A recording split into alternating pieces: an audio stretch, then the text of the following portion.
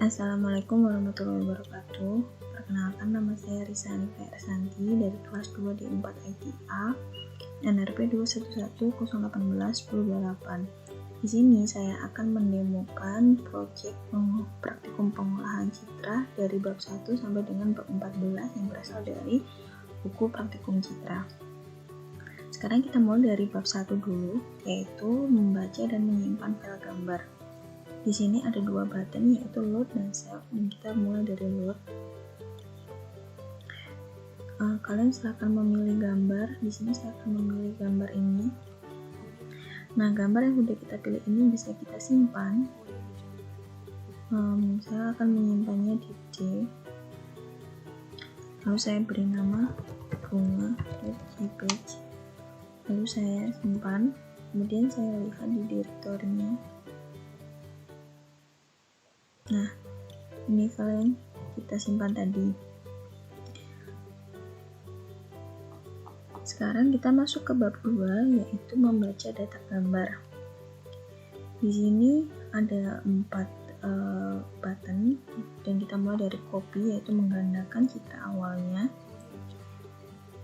Lalu di sini ada flip horizontal, yaitu merotate, membalik. Kemudian ada flip vertikal, dan flip HV ini adalah flip horizontal vertikal, artinya gabungan dari kedua button ini. Nah, jadinya seperti ini. Kemudian sekarang kita masuk ke bab 3, yaitu tentang manipulasi RGB. Di sini saya bagi menjadi dua, yaitu layar citra asal dan layar citra grayscale. Kita mulai dari layar citra asal dulu. Di sini ada layer R. Nah, layar citra asal ini berarti mengambil warna merah dari citra asalnya, sedangkan layer G ini mengambil warna hijau, layer B ini mengambil warna biru, sedangkan RGB ini rata-rata dari layar citra asalnya. Kemudian untuk grayscale, ini grayscale dengan mengambil nilai merah, ini mengambil nilai hijau, ini mengambil nilai biru, ini mengambil nilai intensitas minimumnya, kemudian ini mengambil nilai intensitas maksimum, dan yang terakhir mengambil nilai rata-ratanya. Sekarang kita masuk ke bab 4, yaitu tentang kuantisasi data citra. Pertama, di sini ada grayscale, lalu hitam putih citra 100, citra hitam putih 200, hitam putih rata-rata, dan di sini ada kuantisasi. Saya memulai kuantisasi dari 128 sampai dengan 2.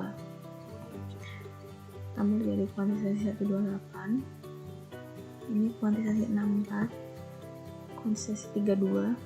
Di sini dapat terlihat ya kalau gambarnya mulai terlihat dengan jelas. Kemudian ini kuantisasi 16, kuantisasi 8, 4, dan 2. Mulai dari kuantisasi 8 sampai 2, perbedaannya tidaklah signifikan atau sedikit. Sekarang kita masuk ke bab 5, yaitu tentang pengolahan citra derajat keabuan. Di sini citra awalnya kita rubah dulu menjadi grayscale, dan ada 4 button untuk selanjutnya ada brightness, contrast, inverse, dan auto level. Ini brightness dengan nilai 0. Sekarang saya rubah brightness menjadi 20, maka gambarnya menjadi lebih terang. Sekarang kontras 1 dengan kontras 20. Perbedaannya lumayan sangat kelihatan. Kemudian ada inverse, dan yang terakhir ada auto level. Sekarang kita masuk ke bab 6, yaitu histogram citra derajat keabuan. Di sini kita mulai bermain chart atau histogram dari citra derajat keabuan. Berarti citra asalnya ini kita rubah menjadi grayscale atau derajat keabuan terlebih dahulu. baru kita generate histogramnya. Ini histogram dari grayscale ini, dan ini JDF-nya. Kemudian kita lanjut ke bab 7, yaitu histogram equalization. Apa bedanya dengan histogram yang sebelumnya? Jika histogram yang sebelumnya ini histogram dari derajat keabuan atau grayscale, kalau yang histogram equalization, citranya kita equalisasi terlebih dahulu. Ini saya generate juga bersamaan dengan grayscale-nya. Kemudian ini mulai kita equalisasi dan menjadi seperti ini histogramnya. Kemudian di sini ada equalisasi spesifikasi, di mana yang kita diequalisasi itu tidak seluruhnya, melainkan hanya beberapa bagian seperti ini. Nah, dan ini histogramnya. Lanjut kita ke bab 8, yaitu konvolusi dan image filtering. Di sini hanya ada 4 button, load grayscale. Seperti biasa filter awalnya kita rubah menjadi grayscale. Kemudian di sini ada node 4 dan node 8. Ini node 4 dan ini node 8. Kemudian di bab 9 ada image noise. Di sini filter awal kita rubah dulu menjadi grayscale. Dan di sini noise itu ada 3, yaitu noise occlusion, noise speckle, dan terakhir noise salt and pepper. Ini noise occlusion, dia noise yang menurut saya paling halus. Mulai masuk speckle, noise-nya mulai terlihat, dan noise salt and pepper ini sesuai namanya mungkin ya, salt and pepper, dimana dia ada butiran-butiran yang lebih terlihat dengan jelas. Nah, seperti ini, lebih kecil-kecil, lebih banyak, dan lebih rekat. Dan bab 10 ini ada noise reduction. Kita ubah dulu citranya menjadi grayscale, dan ini seperti yang sebelumnya, ini sama, yaitu noise quotient, speckle, salt and pepper. Bedanya kita menambahkan 3 button di sini, yaitu filter rata-rata, filter quotient, dan filter median. Ini kita baca dulu. Ini filter rata-rata, ini filter quotient, dan ini filter median. Selanjutnya kita masuk ke bab 11, yaitu deteksi tepi. Masih citra asalnya kita rubah menjadi grayscale terlebih dahulu atau derajat keabuan. Dan untuk deteksi tepi ini terdapat 4 metode, yaitu metode Robert, Prewitt, Sobel, dan Laplacian. Kita mulai dari metode Robert. Metode Robert ini mungkin tidak terlalu cocok dengan citra yang saya pilih sepertinya. Sekarang kita lanjut ke metode kedua, yaitu metode Prewitt. Nah, metode Prewitt ini jelas sangat signifikan, dia bisa mendeteksi tepi-tepian dari citra yang saya pilih. Kemudian ada metode Sobel, tidak jauh beda, hanya bedanya ini lebih jelas lagi. Dan yang terakhir ada metode Laplacian.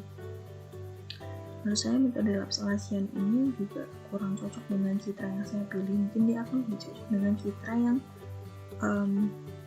berbentuk bangunan seperti itu, karena tepinya lebih jelas atau lebih signifikan. Lanjut kita masuk ke bab 12, yaitu sharpness. Di sini hanya ada 1 button seperti nama judul babnya, yaitu sharpness. Masih kita rubah citra asal kita menjadi grayscale, lalu kita sharpness.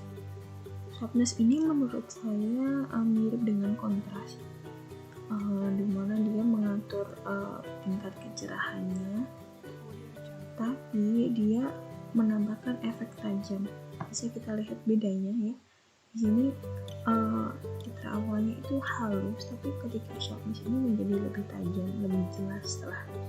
Mungkin ini akan cocok dengan citra yang agak blur atau agak kabur seperti itu, agar menjadi bisa lebih jelas untuk dilihat. Kita lanjut ke bab 13, yaitu tentang pengolahan dasar gambar berwarna. Mulai dari bab 13 dan 14 ini, citra asalnya tidak kita rubah menjadi grayscale, jadi kita menggunakan citra asal sesuai dengan judulnya ya, ini citra gambar berwarna, jadi bukan grayscale, jadi berwarna. Nah, di sini kita mempunyai 4 button, yaitu brightness, contrast, inverse, dan auto level. Dan brightness-nya ini sendiri bisa kita atur. Misal kita ingin menggelapkan brightness-nya, kita generate ya. Nah, dari citra asalnya bisa terlihat ini menjadi lebih gelap. Bagaimana dengan brightness yang lebih terang? Kita coba naikkan brightness-nya, lalu kita generate lagi. Nah, maka citra hasilnya menjadi lebih terang dari citra awalnya. Kemudian kita masuk ke kontras. Kita mulai juga dari kontras yang biasa dulu, dimana saya tidak mengubah apapun. Jadinya seperti ini. Sekarang saya coba rubah menjadi lebih gelap.